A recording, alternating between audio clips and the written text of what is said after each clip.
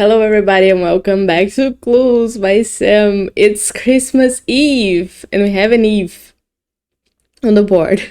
We're playing Clues by Sam again.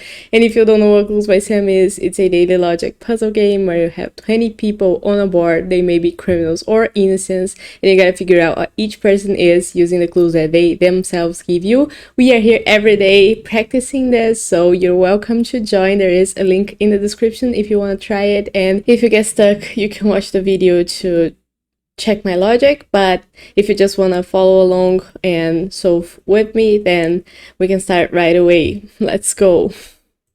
We start with Uma telling us that Ryan is one of Paula's 4 innocent neighbors. Ryan is an innocent, and Paula has 4 innocent neighbors, which means that she has only one criminal one. Ryan now tells us that column B is the only column with exactly 3 criminals.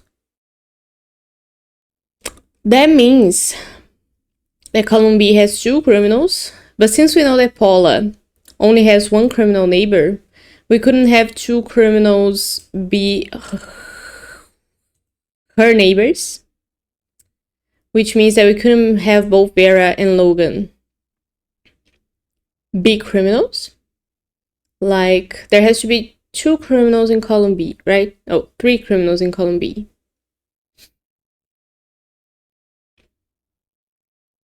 Where are those 3 gonna be? Hazel and Chuck for sure have to be 2 of them. And the third one has to be either Logan or Vera.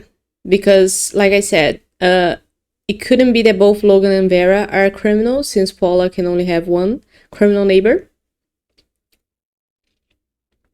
So what we know for sure is that also they couldn't be both innocents, because if both of them were to be innocents, there wouldn't be enough people to be criminals in column B. We need 3 of them. So Logan and Vera are one or the other. That means that Kumar is an innocent, because Paula only has 1 criminal neighbor. So Kumar is an innocent. And like I said before, both Chuck and Hazel are criminals. Nice, we got a lot of people there. Ryan's clue isn't necessary anymore. And now Kumar tells us that both criminals in row 3 are connected. Row 3 are here. So 2 criminals in row 3, right? Both of them are connected, which means that either Nicole or Logan are a criminal, and the only person who is connected to any other people on row 3 is Martin. So Martin has to be one of those criminals so that they can be connected. And we don't need Kumar's clue anymore, do we? We know now that Logan and Nicole are one or the other. Now, Martin tells us that there are no innocents to the right of Gus who neighbor Nicole. To the right of Gus, there's 3 people. 2 of them neighbor Nicole, and none of them are innocent, because none of the people who neighbor Nicole are innocent. So, to the right of Gus, at least. So, these 2 are criminals, and we don't need Martin's clue anymore. Now, Ivan tells us there are no innocents above Nicole. So Floyd is also a criminal, and we don't need Ivan's clue anymore. And now Floyd tells us there's an odd number of innocents neighboring Ivan. Ivan, here, an odd number of innocents. We know for sure that Ivan's gonna have 1 innocent neighbor down here in row 3, who's either gonna be Logan or Nicole. If Eve, who is his last neighbor, were to be an innocent, he would have 2 innocent neighbors, and that's an even number. So Eve couldn't be an innocent. She's a criminal as well. And we don't need Floyd's clue anymore. Now Eve tells us exactly 2 of the 3 innocents neighboring Hazel are on the edges. Hazel has 5 people neighboring her on the edges. One of them is already an innocent, is Kumar. The other 2 who haven't been assigned a role yet are Ben and Gus, which means that one of them is an innocent and the other one a criminal, because she needs 2 innocents neighboring her on the edges. And the clue also tells us that she has 3 innocent neighbors. So where's the third one gonna be? It has to be Logan. So we now know that Logan is an innocent. Nicole is a criminal because of that. And also because Logan is an innocent, we know that Vera is a criminal. And we don't need Eve's clue anymore, I guess. Now Vera tells us that each column has at least 2 criminals. And since we know that column A is going to have 1 criminal here only, the other person is going to be an innocent, Paula has to be the second criminal in that row. And every other column already has at least 2 criminals, so we don't need Vera's clue anymore. We don't need Uma's clue either. Now Paula tells us that column C has more criminals than any other column. Column C has 3 criminals, but column D has 3 as well. Which means that column C has to have at least 1 more criminal. Right?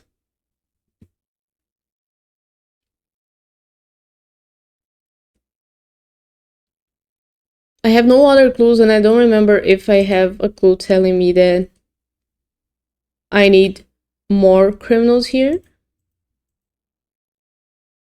And all of the clues are dismissed, so I think I dismissed something I shouldn't. So let's go back through them.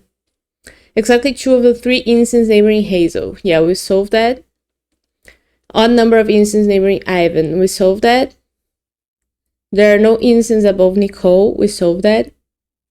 Both criminals in row 3. We solved that. There are no innocents to right of Gus. We solved that. Column C has more criminals than any other column. 3. So far, they have to be in 4. Column B is the only column with exactly 3 criminals. Oh, that's the clue. Ryan's telling us that column B is the only column with exactly 3 criminals, and column D already has 3, which means that it's gonna have to have 1 more. There's no way for it to have less criminals. So in order for column D to now have 3 criminals, it has to have more. So 1 more. And in order for column D to have less than column C, which is the column that has more criminals than any other, both people remaining in column C have to be criminals.